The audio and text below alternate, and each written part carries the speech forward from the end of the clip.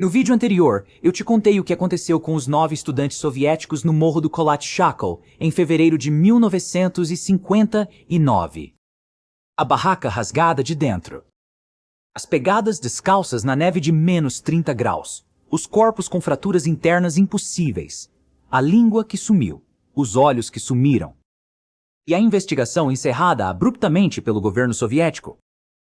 Mas tem uma segunda parte dessa história que é ainda mais perturbadora, porque não estou falando só das mortes, estou falando do que foi encontrado nos anos seguintes, das pessoas que tentaram investigar e foram silenciadas, dos documentos que ainda estão classificados, e de uma pergunta que nenhum governo, nenhum tribunal, nenhuma comissão oficial jamais respondeu. Quem, eu ou o quê, tinha poder suficiente para encerrar uma investigação do governo soviético em plena Guerra Fria e selar os arquivos por 30 anos? Se você assistiu à primeira parte, você sabe o essencial. 9 estudantes soviéticos morreram de forma inexplicável na montanha Kolat-Shakhl, nos Urais em fevereiro de 1959. A investigação foi encerrada em 23 dias com uma conclusão que não explicava nada. Mas há 3 elementos dessa história que eu intencionalmente deixei para essa segunda parte. Não porque sejam menos importantes, pelo contrário. São os 3 elementos mais perturbadores de todo o caso.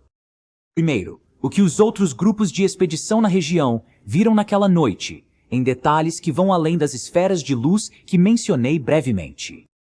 Segundo, quem eram realmente alguns dos membros do grupo Dyatlov, porque há um detalhe sobre Semyon Zolotaryov que nunca aparece nas versões simplificadas do caso e que muda completamente como você interpreta a história.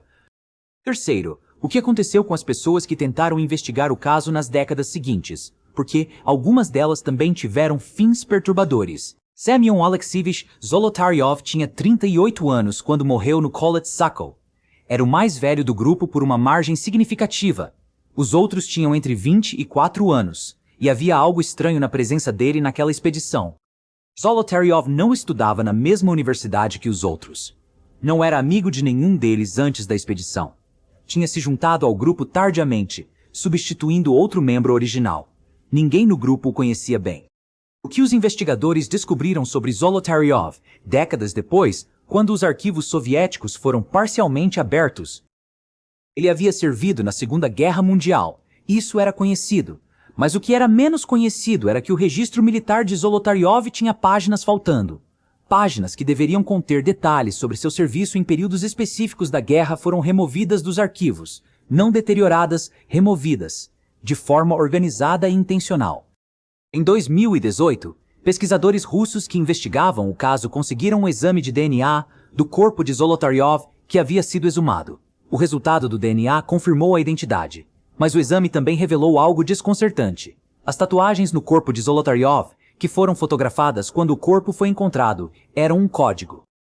Tatuagens com esse padrão específico eram usadas por membros do NKVD, o serviço secreto soviético predecessor da KGB, não como decoração, como identificação. Semyon Zolotaryov pode ter sido um agente de inteligência soviética infiltrado no grupo Dyatlov. Por quê? Para monitorar o quê? Para reportar o quê? E o que aconteceu quando ele e o grupo encontraram algo que não deveriam ter encontrado? No vídeo anterior, mencionei brevemente que outros grupos na região relataram esferas de luz no céu naquela noite.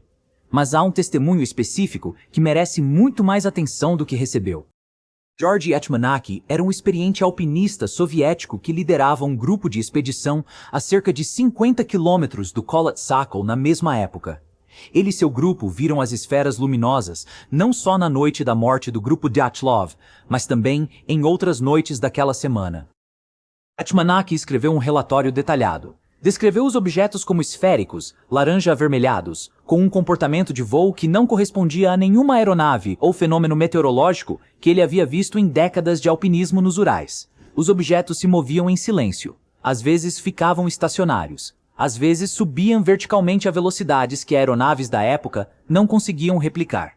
O relatório de Etmanaki foi entregue às autoridades durante a investigação original em 1959. Não aparece em nenhuma parte do arquivo oficial do caso. O relatório desapareceu. Etmanaki soube disso quando tentou recuperar uma cópia anos depois. Lhe disseram que não havia nenhum registro de tal documento.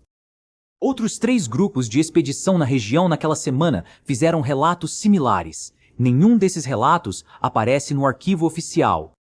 Isso não é uma falha de arquivo, é supressão sistemática de evidências. Uma investigação criminal soviética típica de um caso com múltiplas mortes levava meses. Alguns levavam anos. A investigação da morte do grupo Dyatlov foi encerrada em 23 dias.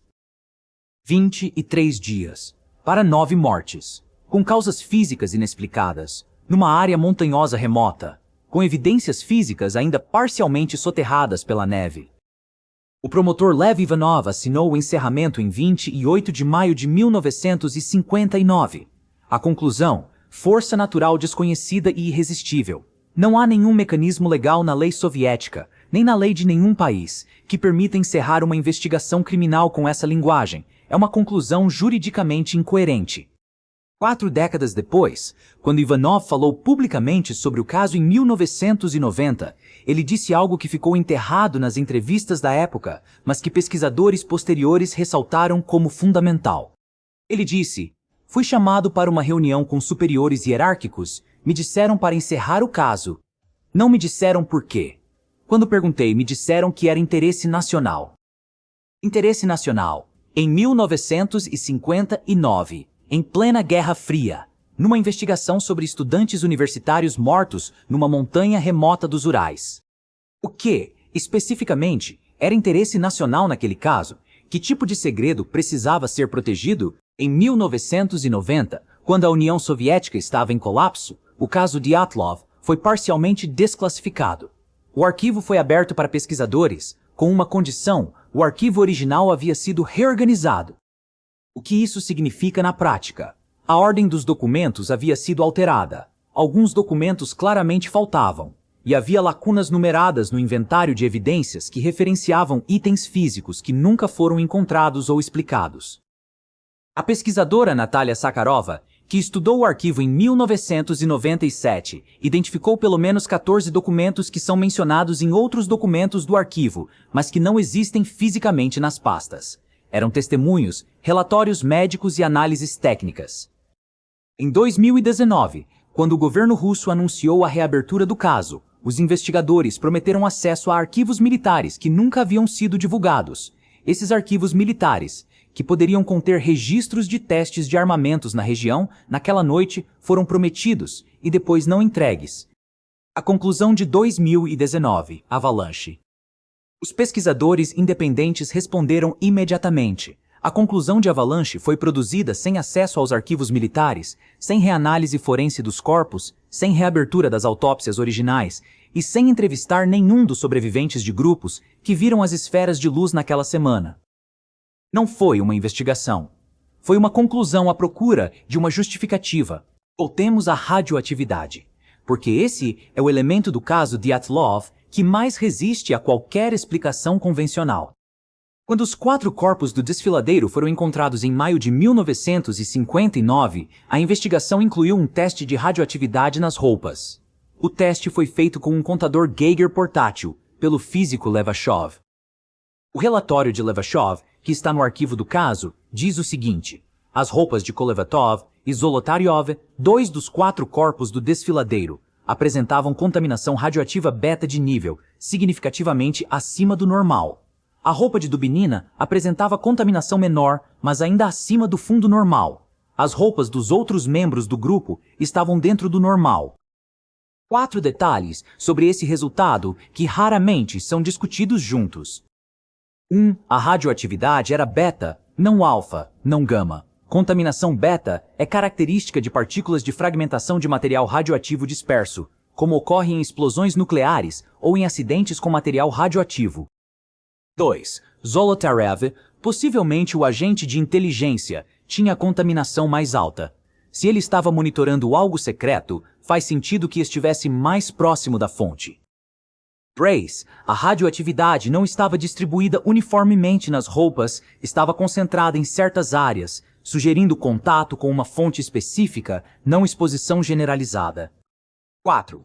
O médico legista que examinou os corpos disse que a coloração incomum da pele de algumas das vítimas, que foram descritas como cor de marrom tijolo, é consistente com exposição a certos tipos de radiação.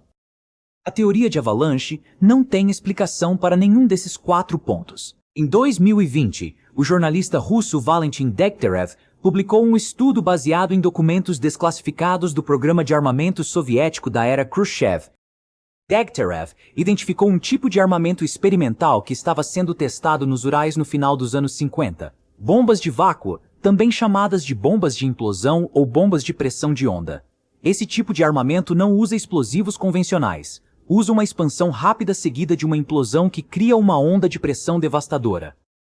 Os efeitos de uma onda de pressão de bomba de vácuo incluem fraturas internas severas sem marcas externas na pele, exatamente o padrão encontrado nos corpos do desfiladeiro, hemorragia interna sem trauma externo, ruptura de tecidos moles internos, o que poderia explicar a perda da língua de Lyudmila Dubinina, que não teria sido removida por predadores ou decomposição, mas por ruptura interna causada pela onda de pressão. O fenômeno luminoso visível de dezenas de quilômetros de distância, as esferas de luz que foram reportadas por múltiplos grupos.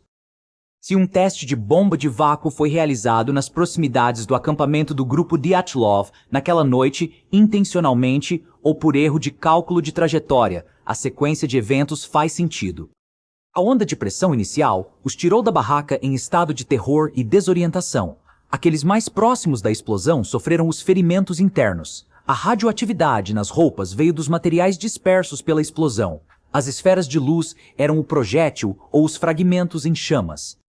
E o governo soviético encerrou a investigação em 23 dias, porque a alternativa era admitir que testes secretos de armamentos haviam matado 9 cidadãos soviéticos numa montanha dos Urais. Ao longo das décadas, uma série de pessoas que tentaram investigar o caso Dyatlov encontraram obstáculos, alguns previsíveis em estados autoritários, outros mais perturbadores. Yuri Yudin era o único membro do grupo original que havia sobrevivido. Ele havia voltado alguns dias antes por problemas de saúde. Yudin dedicou décadas tentando descobrir o que havia acontecido com seus amigos. Ele contribuiu com pesquisadores, participou de documentários e consistentemente afirmou que a versão oficial era falsa. Yudin morreu em 2013, aos 75 anos, dizendo que nunca havia recebido uma resposta verdadeira. Natalia Sakharova, a pesquisadora que identificou os documentos faltando no arquivo, passou anos tentando acessar os arquivos militares. Em 2003, foi informada que os arquivos militares relevantes não existiam, apesar de referências a eles aparecerem em outros documentos desclassificados. Ela publicou suas descobertas num livro que teve distribuição limitada. O livro não foi proibido, simplesmente não foi distribuído. O físico Rustin Slobodin, sem relação com um dos membros do grupo, passou anos estudando os padrões de fratura nos corpos. Em 2015, publicou uma análise que concluía que os ferimentos eram inconsistentes com qualquer fenômeno natural e consistentes com explosão de onda de pressão.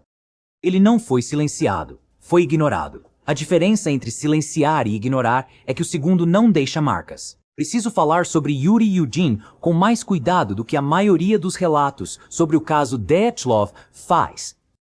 Yuri Yudin tinha 21 anos quando partiu com o grupo em janeiro de 1959.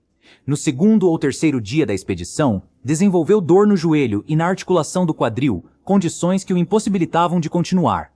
Com muita relutância, voltou para Sverdlovsk, carregando consigo amostras geológicas que o grupo havia coletado. Ele foi o último a ver os 8 companheiros com vida. No funeral, Yudin ajudou a identificar os corpos. Ele reconheceu as roupas de seus amigos, inclusive roupas que estavam em corpos errados. Algumas vítimas estavam vestindo peças que pertenciam a outros membros do grupo. Isso significava que, em algum momento depois de fugirem da barraca, eles haviam trocado roupas entre si, provavelmente tentando aquecer uns aos outros. Yudin ficou com aquela imagem para o resto da vida. Amigos que, mesmo morrendo, tentavam proteger uns aos outros. Em sua última entrevista pública, em 2012, um ano antes de morrer, Yudin disse: "Eu fui o único que voltou. Às vezes penso que deveria ter continuado com eles. Às vezes penso que fui salvo para descobrir o que aconteceu. Mas não descobri. E isso vai morrer comigo." Ele estava certo. Morreu em 2013 sem a resposta que havia procurado por 54 anos. Deixa eu ser direto sobre o que os fatos estabelecem, o que permanece incerto e o que eu pessoalmente acredito. O que os fatos estabelecem? 9 pessoas morreram de forma que nenhuma teoria completamente explica. Houve supressão sistemática de evidências pelo governo soviético. Pelo menos um membro do grupo pode ter sido um agente de inteligência infiltrado. A radioatividade nas roupas é real e documentada. Os ferimentos internos sem marcas externas são reais e documentados. As esferas de luz foram vistas por múltiplas testemunhas independentes e seus relatos foram suprimidos. A investigação foi encerrada em 23 dias sem justificativa legal adequada. Os arquivos militares permanecem inacessíveis até hoje. O que permanece incerto? O que exatamente aconteceu naquela noite? Se havia um agente de inteligência, quem era seu alvo? Se foi um teste militar, foi acidental ou intencional? O que está nos arquivos militares que continuam selados? O que eu acredito? O governo soviético realizava testes de armamentos experimentais nos Urais naquele período, isso é fato histórico. Um desses testes, naquela noite, atingiu ou se aproximou perigosamente do acampamento do grupo de Atlov. A onda de pressão os tirou da barraca em pânico. Aqueles que estavam mais expostos sofreram ferimentos internos fatais pela pressão. A radioatividade nas roupas veio dos materiais do teste. O governo encerrou a investigação para proteger o programa de armamento secreto. Mas sabe o que é mais perturbador do que qualquer teoria? É que Lyudmila Dubinina tinha 20 anos. Igor Dyatlov tinha 23. Yuri Yudin sobreviveu e passou 54 anos buscando uma resposta que nunca chegou. A montanha continua lá. Os arquivos continuam selados. E a pergunta que Yudin fez em 1959, o que aconteceu com meus amigos? Ainda não tem uma resposta que todos possam aceitar. Isso é o que torna o caso Dyatlov diferente de qualquer outro mistério que eu já pesquisei. Não é o horror, é a persistência do silêncio. 66 anos. 4 investigações oficiais. Dezenas de teorias. E a única coisa que todas as investigações concordam é que a conclusão oficial de Avalanche não explica todos os fatos. Não explica a radioatividade. Não explica os ferimentos internos. Não explica a língua de Lyudmila. Não explica por que a investigação foi encerrada em 23 dias. O que eu acredito? Testes militares secretos com algum tipo de armamento experimental. Mas isso é a minha opinião, baseada nos fatos que apresentei.